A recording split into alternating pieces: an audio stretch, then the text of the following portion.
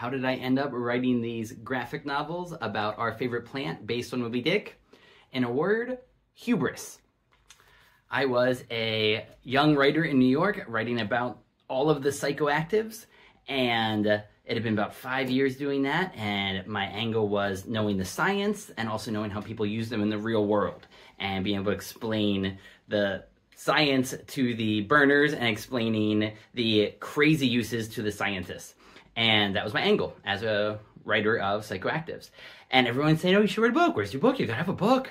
And so I thought, well, I'll write my first book about our favorite plant. How hard could it be? I'll get it done in 6 months and bing, bam, boom, I'll have a book. And there, my friends, was my great hubris, because I didn't know nearly enough. I didn't know who Jack Herrera was. I didn't know about anandamide.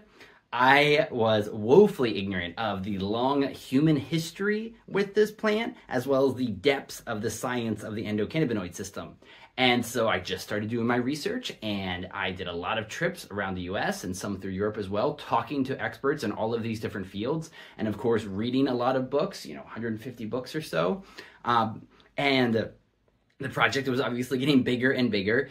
And on my very last trip, I was going around to the Pacific Northwest on a big road trip to talk to the last experts and get to know the last area I didn't know as well. And I decided to take Moby Dick along with me as my one great big fat book, because this whole time I was calling anandamide, the first discovered endocannabinoid, I was calling that my great white whale, but I didn't know what that meant. I hadn't read Moby Dick. So I took it along, and I was leaving from New York. Before I even got halfway across my home state of Pennsylvania, I was hooked on this book. I knew it was one of the finest things I ever read.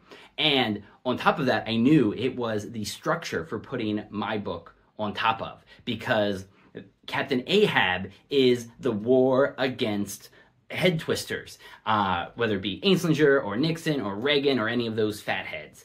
But then the whales themselves, that would be the science of this endocannabinoid system.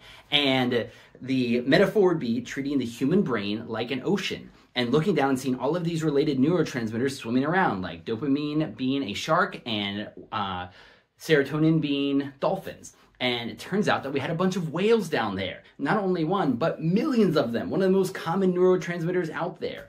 And so that became the basis of the science. And I got back to New York and I read Moby Dick again and put all the notes on the wall and then lined up my ideas to it. And it just fit perfectly. And so I've been writing them ever since. And I can tell more about the actual writing if you want to hear.